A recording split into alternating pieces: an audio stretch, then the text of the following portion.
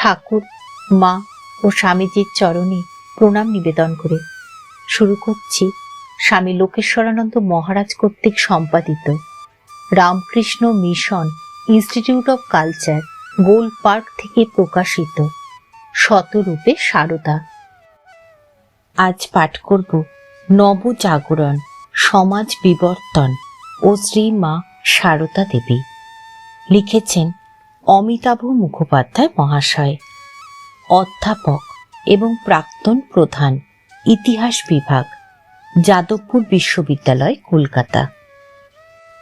শুরু করছি নবজাগরণ, সমাজ বিবর্তন ও শ্রী মা সারদা দেবীর প্রথম পর্ব। 19 শতকে নবজাগরণ বাংলাদেশের তথা ভারতবর্ষের আধুনিক যুগের ইতিহাসে একটি বিশেষ উল্লেখযোগ্য ঘটনা। আচার্য যদুনাথ সরকারের মতে এটি ছিল প্রকৃতই এক নবজাগরণ, যা ব্যাপকতায়, গভীরতায় এবং বৈপ্লবিকতার কনস্ট্যান্টিনোপলের পতনের পরবর্তী ইউরোপীয় নবজাগরণকেও অতিক্রম করেছে। ইউরোপীয় রেনেসাঁসের সঙ্গে তুলনা না করেও স্বচ্ছন্দে বলা চলে যে আমাদের চিন্তা ও ধ্যান ধারণার ক্ষেত্রে মধ্যযুগ থেকে আধুনিক যুগে উত্তরণ সম্ভব হয়েছে এই নবজাগরণের ফলেই। প্রথম দিকে সমাজের একটি ক্ষুদ্র অংশের মধ্যে এর প্রভাব সীমাবদ্ধ থাকলেও কালক্রমে তা বহতা নদীর মতোই গতিপথে প্রসারতা লাভ করেছে এবং এক হিসাবে আজও তার গতি স্তব্ধ হয়ে যায়নি।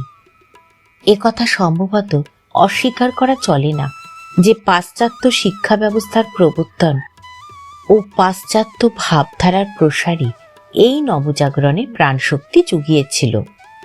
পশ্চিমের উদার মতাবলম্বী ধ্যান ধারণা ও যুক্তিবাদী দৃষ্টিভঙ্গির প্রসারের ফলে আমাদের চিরাচরিত সমাজ ব্যবস্থা এবং প্রাচীন ঐতিহ্য সম্বন্ধে বাঙালির মনে সংশয় ও জিজ্ঞাসার সৃষ্টি হয় এবং ধীরে ধীরে সমাজে এক নতুন মূল্যবোধ জেগে ওঠে।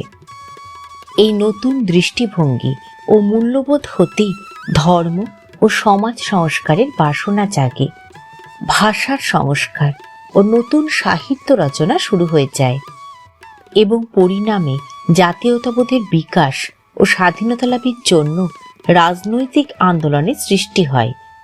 শিক্ষিত সম্প্রদায়ের জীবনযাত্রা ও আচার ব্যবহারের ক্ষেত্রেও এক আমূল পরিবর্তন দেখা যায় এই নবজাগরণের ফলে। এক কথায় বিগত 2 শতাব্দীর বাংলার সাংস্কৃতিক ইতিহাস বহুলাংশে আমাদের নবজাগরণ আন্দোলনের কাহিনী। পাশ্চাত্য শিক্ষার প্রবর্তনের ফলে সৃষ্ট এবং পাশ্চাত্য ভাবধারার দ্বারা প্রভাবিত হলেও এই নবজাগরণ আন্দোলন 19 শতকের দ্বিতীয়ার্ধে ক্রমশ ভারতীয় ঐতিহ্য এবং জাতীয় ভাবধারার দ্বারা পুষ্ট হতে থাকে। শতাব্দীর প্রথমার্ধে পাশ্চাত্য শিক্ষা ও সভ্যতার বাহ্য চাকচিক্য শিক্ষিত মধ্যবিত্ত শ্রেণীর অন্তরে যে মোহজাল বিস্তার করেছিল, শতাব্দীর দ্বিতীয়ার্ধে তা অনেকটাই ছিন্ন হয়ে যায়। আধুনিক শিক্ষার প্রসারের ফলে তারা ক্রমশ আত্মবিশ্বাস ফিরে পায় এবং দেশের অতীত ইতিহাস ও সংস্কৃতির চর্চার দ্বারা নিজেদের নতুনভাবে আবিষ্কার করে। প্রাচ্য ও পাশ্চাত্য আদর্শের সমন্বয়ের ভিত্তিতে এক নতুন ভারতীয় সমাজ ও সংস্কৃতি গড়ে তোলবার চেষ্টা আরম্ভ হয়। 19বিংশ শতাব্দীর শেষ পাদে স্বামী বিবেকানন্দ যে এই সমন্বয় আন্দোলনের একজন প্রধান হোতা ছিলেন সে বিষয়ে সন্দেহের অবকাশ নেই। রবীন্দ্রনাথ তার একটি প্রবন্ধে যথার্থই লিখেছেন, অল্পদিন পূর্বে বাংলাদেশে যে মহাত্মার মৃত্যু হইয়াছে, সেই বিবেকানন্দ পূর্ব ও পশ্চিমকে দক্ষিণে ও বামে রাখিয়া মাঝখানে দাঁড়াইতে পারিয়াছিলেন। গ্রহণ করিবার, মিলন করিবার, সৃজন করিবার প্রতিভাই তাহার ছিল। তিনি ভারতবর্ষের সাধনাকে পশ্চিমে ও পশ্চিমের সাধনাকে ভারতবর্ষে দিবার ও লইবার পথ রচনার জন্য নিজের জীবন উৎসর্গ করিয়াছিলেন। প্রাচ্য ও প্রতীচ্যের সমন্বয় প্রচেষ্টার এই মূল প্রেরণা শুধু স্বামী বিবেকানন্দের মধ্যে নয়, সমগ্র রামকৃষ্ণ বিবেকানন্দ আন্দোলনের মধ্যে। এবং শ্রীরামকৃষ্ণ সংঘের সংঘ জননী ও প্রেরণাদাত্রী সারদা দেবীর জীবনচর্চায়ও আমরা সুস্পষ্টভাবে তা লক্ষ্য করি। শ্রীরামকৃষ্ণের সমন্বয়ের আদর্শ শুধু ধর্মজীবনে নয়, সমাজ জীবনেও তারা রূপায়িত করেন।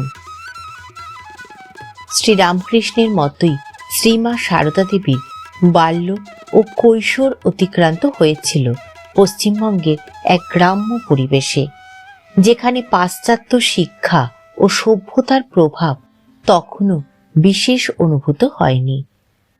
সেকালের আরো 5টি দরিদ্র গ্রাম্য বালিকার মতোই সাংসারিক কাজে পিতামাতাকে সাহায্য করে ও ছোট ভাই বোনদের দেখাশোনা করে তিনি বড় হয়ে ওঠেন। গ্রামের পাঠশালায় কিছুদিন যাতায়াত করলেও বিদ্যাভ্যাসের বিশেষ সুযোগ তিনি তার বিবাহের পূর্বে বা পরে কখনো পাননি।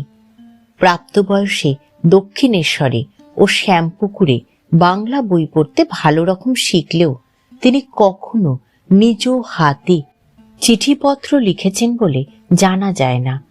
অথচ শ্রীরামকৃষ্ণের দেহরক্ষার পর একদিকে স্বামী বিবেকানন্দ যেমন তার আধ্যাত্মিক ভাব সারা বিশ্বে প্রচারের দায়িত্ব নেন, অপরদিকে সারদা দেবী তেমনি এই ভাব প্রচারের কেন্দ্রে অবস্থান করে শ্রীরামকৃষ্ণের অগণিত শিষ্য, ভক্ত ও অনুরাগীদের চিত্তে ওই ভাবের গভীরতা সম্পাদনে আত্মনিয়োগ করেন।